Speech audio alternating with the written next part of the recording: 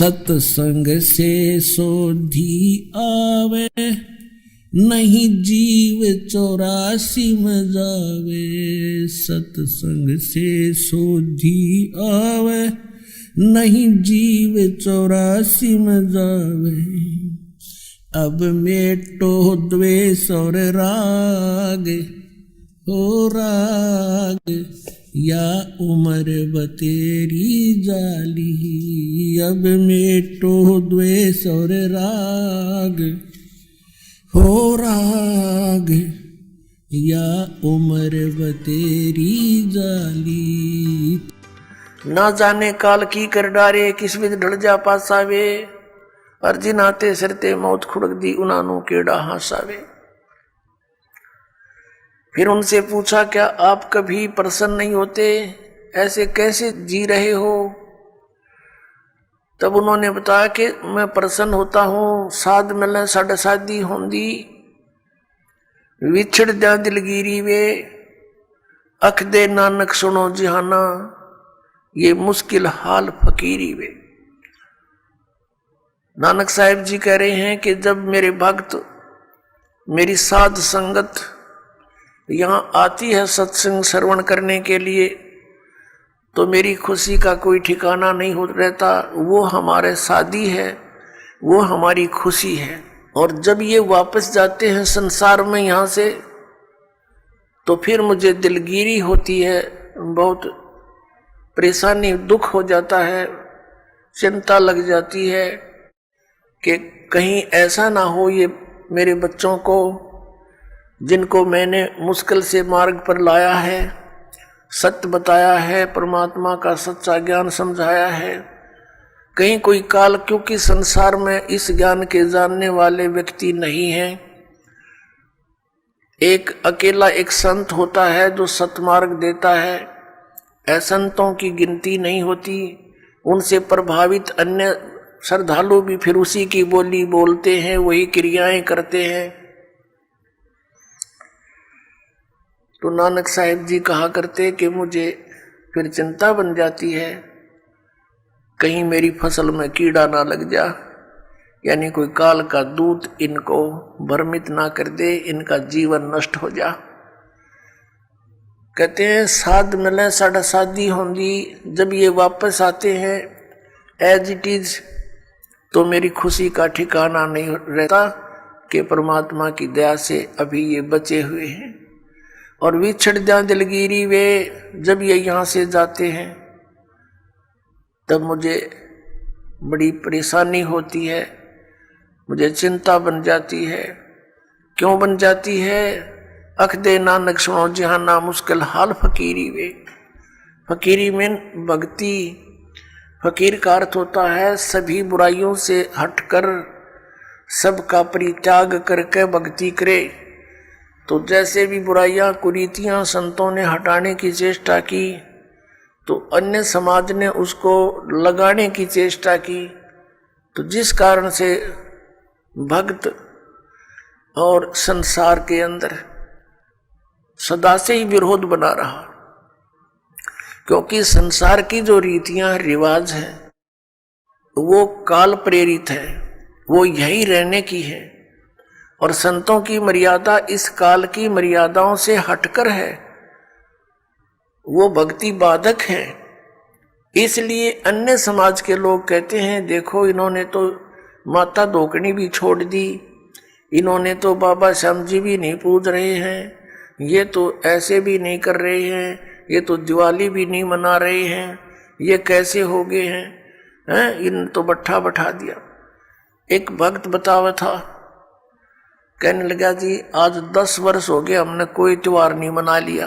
नाम लिया था उसने उस दिन, फिर वो अपने दुख गिनावा था, कह रहा था जी हमने 10 वर्ष हो गए हमारा त्योहार नहीं मन लिया, ना होली ना दिवाली ना तीज ना कोई अन्य।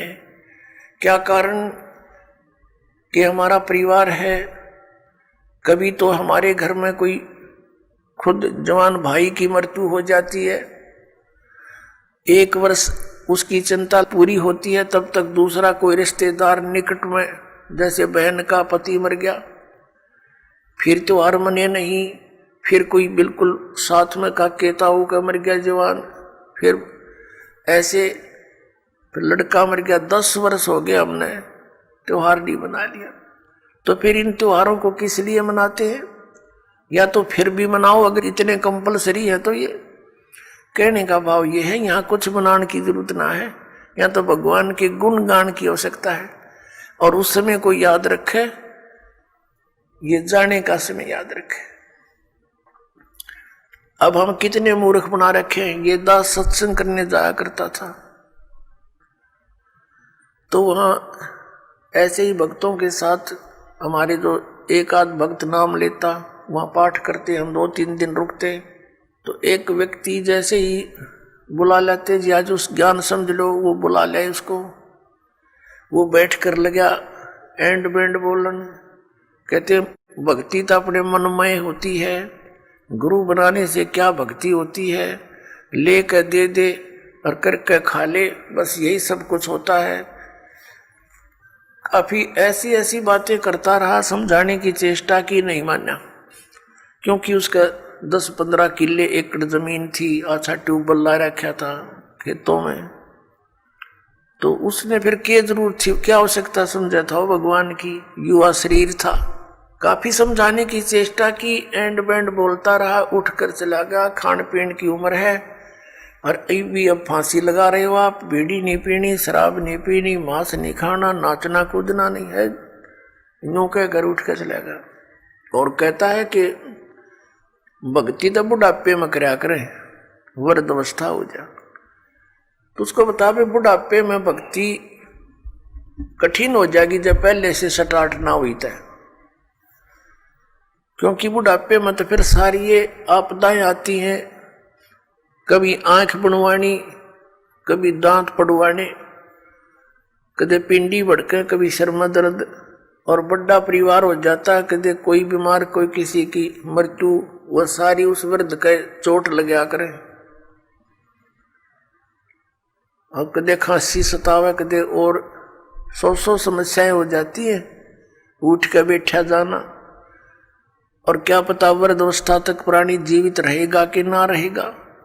तो भक्ति के लिए तो संतों ने बताया है, सदग्रंथों में भी यही लिखा पाया है कि भक्ति के लिए जब भी बच्चा 3 वर्ष का हो जा, बोलने लग जा, 3 वर्ष के बालक को उपदेश दिला देना चाहिए। जैसा भी करे वो थोड़ा बहुत करता रहेगा, क्योंकि घर में जब चर्चा चलती है, मंत्र चलेंगे तो वो भी बोलेगा, अपने आप बोलता रहेगा, बच्चे को ज्यादा असर होता है, प्रभाव बनता है। तो 3 वर्ष तक बच्चा माता पिता के आश्रित होता है। माता पिता ने दीक्षा ले ली, मर्यादा में रहेंगे तो परमात्मा उनके उस स्तर के बच्चों की भी रक्षा करेंगे। और फिर उन बच्चों को नाम से जोड़ देना चाहिए। तो फिर क्या देखा, 1 महीने के बाद फिर उसी गांव में, नगर में जाने का परमात्मा ने संयोग बनाया, सत्संग था। तो दूसरी बार जब दास गया, वहां पता चला कि वो व्यक्ति जो यहां वाद विवाद करे था, वो उसकी मृत्यु होगी। और मृत्यु भी कैसे होगी, कैसे हुई, बड़ी दर्दनाक तरीके थे। उसका अपना एक कुआं था, इस साइड की बात है, बाडड़ा साइड की, हरियाणा की। उसका अपना एक कुआं था, उस कुएं में नीचे जल था, कुएं में से वो ट्यूबवेल चलाते हैं। तो सारा दिन ट्यूबवेल चलाया, पानी कुछ नीचे चला जाता है, वो पानी नीचे चला गया कुएं का। और वो स्नान करने के लिए वो क्या करता था, उस कुएं में ही उसने नीचे पत्थर की पैड़ी सी लगा रखी थी, उन पर बैठकर स्नान करता था। जब कुएं का पानी भरा होता था तो वो ऊपर की पैड़ियों पर बैठकर वहीं नहा लेता था। और फिर क्या, उस दिन पानी गया नीचे उतर, और उसने सोचा इस नीचे वाली पैड़ी पर बैठकर नहा लूं, और दायरा कम से कम 5 फुट नीचे।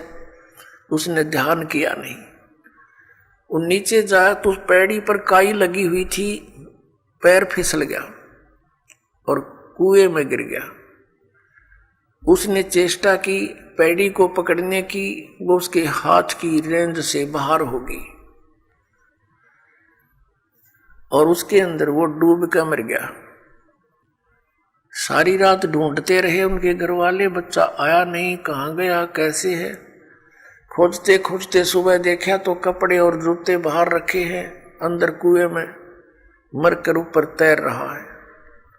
जब उसको देखा कि उसके हाथों की ने जो कोशिश की उसने पकड़ने की किसी वस्तु को, कुएं की अंदर की साइड पर पक्की थी वो, उस पर काई लगी हुई थी, उसके अंदर से उसी उंगलियों के निशान गड्ढे हुए थे कि किसी प्रकार पकड़ दो, निशान थे और वो मृत्यु को प्राप्त हुआ। इससे ये ज्ञान समझ में आना चाहिए कि किस आधार से हम इतने फूले फिरे हैं और क्या बकवाद गढ़ते हैं।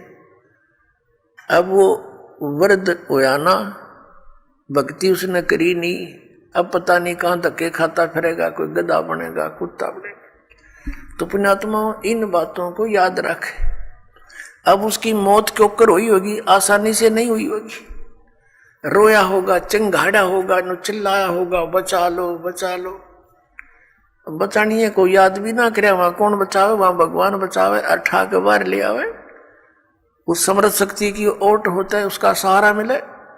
प्रहलाद बचाया, ध्रुव बचाया, मीराबाई बचाई, कितने प्रमाण देख लो जो अब लाखों की संख्या में यहां बचा रहे हैं भगवान। तो हमने परमात्मा की शरण अति शीघ्र ग्रहण करनी चाहिए। तो यहां भगवान ने हमें बताया है, परमेश्वर ने हमें याद दिलाया है कि झूठे सुख को सुख कहे ये मान रहा मनमोद, ये सकल चबीना काल का और कुछ मुख में कुछ गोद है।